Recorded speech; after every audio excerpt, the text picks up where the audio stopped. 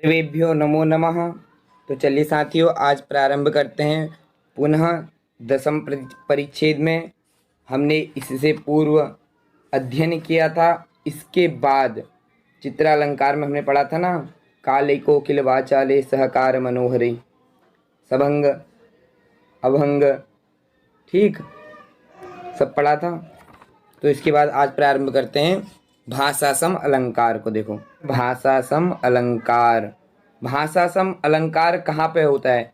अभी हम अध्ययन कर रहे हैं कविराज विश्वनाथ के अनुसार साहित्य दर्पण दसम परिच्छेद का वृत्ति सहित अर्थ, व्याख्या, प्रत्येक शब्द की व्याख्या, और कहाँ पर वो अलंकार, जहाँ की विश्वनाथ ने दसम परिच्छेद में अलंकारों का परिचय दिया है कि कहाँ पे कौन सा अलंकार होता है। तो उसी अलंकारों के विशिष्ट अध्ययन में हम क्या कर रहे हैं, आज भाषा समलंकार को जानेंगे। तो कह रहे हैं शब्द ही एक विधेय रेव।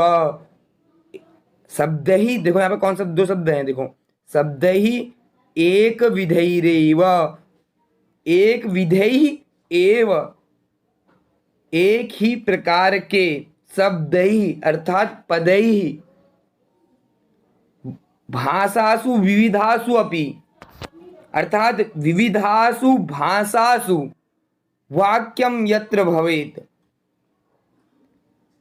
अनेक प्रकार के शब्द ही अर्थात पदों का अनेक प्रकार की भाषाओं में, विविधासु अनेक प्रकारासु भाषासु अपि, भाषाओं में भी, वाक्यम यत्र भवेत, यत्र यस्मिन स्थले वाक्यम, वाक्य भवेत होना चाहिए, भवेत होता है, अयम वह भाषासम इतिष्यते, उसे भाषासम अलंकार इतिष्यते अभिलष्यते अर्थात कहते हैं, भाषासम अलंकार कहते हैं।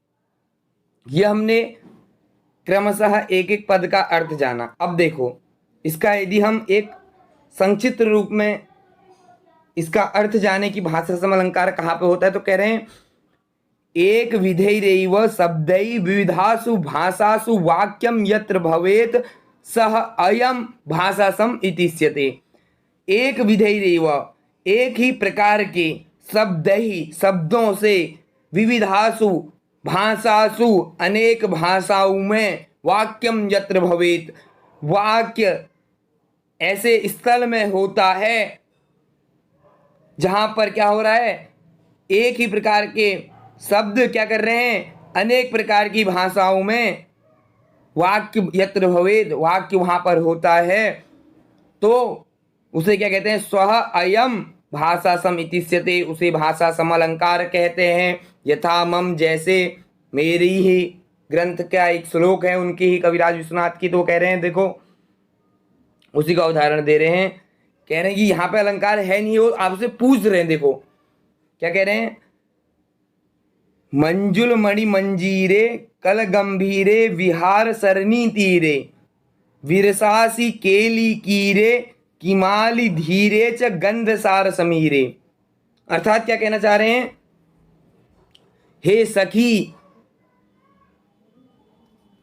मंजुल मणि मंजीरे, मंजुले इत्यादि, अर्थात मंजुलाः मनोरमाः, मणि मंजीरे, मणि मंजीरे अर्थात रत्नानि पादांगानि ये रत्नानि धारयन्ति पुरुषाः।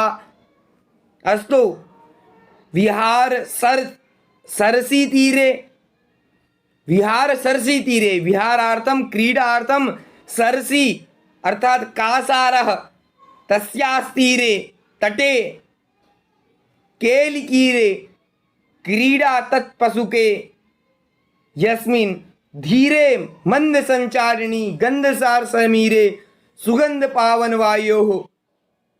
गंधसार समीर अर्थात सुगंध पवन की वायु जहां पर बह रही हो। अनुराग शून्या असि विद्यते, किमर्थम अनुराग रहिता विद्यते भवति, ऐसा कह रहे हैं। कह रहे हैं कि अव्यक्त मधुर शब्दों से गंभीर, मनोरम अर्थात सरसम कवीनाम काव्यम। सरस ऊपर शब्द आया ना, देखो, विहार सरसी तीरे सरसम। तो क्या कह रहे हैं? सरस कैण कव्वम, अर्थात सरसम कवीनाम काव्यम। सरसम, देखो, इत्यादौ तु सरसम इत्यत्र संस्कृत प्राकृतयो साम्येपि वाक्यत्वाभावे वैचित्र्याभावा न अयम अलंकारः। अर्थात यहाँ पर भाषा सम अलंकार नहीं हुआ। क्यों नहीं हुआ? क्योंकि सरसम इस पद का संस्कृत भाषा में समानता है, संस्कृत भाषा में और प्राकृत भाषा में समानता है, लेकिन वाक्यगत समानता न होने से, विचित्रता नहीं होने से क्या हो रहा है? यहाँ पे अयम न भाषा सम अलंकार, अयम न अलंकार, वैचित्र्याभावान न अयम अलंकार, यह अयम अलंकार भाषा सम अलंकार अत्र न विद्यते। अस्तु, तो हमने आज समझा कि भाषा सम अलंकार किसे कहते हैं, कैसे प्रयुक्त होता है। जहाँ पर एक ही प्रकार के शब्दों से क्या होता है? अनेक भाषाओं में वाक्य होता है। एक ही प्रकार के शब्दों से अनेक भाषाओं में वाक्य होता है। शब्द एक ही हैं। वाक्यम किसे कहते हैं? पदोच्चयः वाक्यम, हमने द्वितीय परिच्छेद में पढ़ा था। पदों के समूह को वाक्य कहते हैं।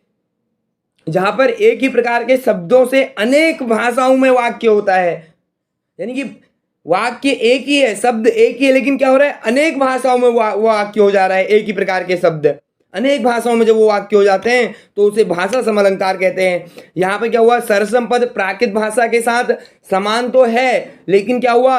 वाक्यगत यहाँ पे समता नहीं होने के कारण क्या हुआ?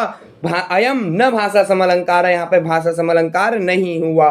तो चलिए साथियों, आज के लिए इतना ही रखते हैं। उम्मीद करता हूँ आपको समझ में आया होगा। नहीं समझ में आया होगा तो काव्य प्रकाश के अनुसार भी हम पढ़ने का, अन्य जो अलंकारिक हुए हैं उनके मत को भी पढ़ने का प्रयास करेंगे। अभी हमारा 10वीं परिच्छेद का वृत्ति सहित अलंकारों का अध्ययन चल रहा है। उसी क्रम में आज हमने भाषा सम अलंकार को पढ़ा। तो सर्वेभ्यो नमो नमः, पुनः मिलामः, सुस्वागतम, धन्यवादाः।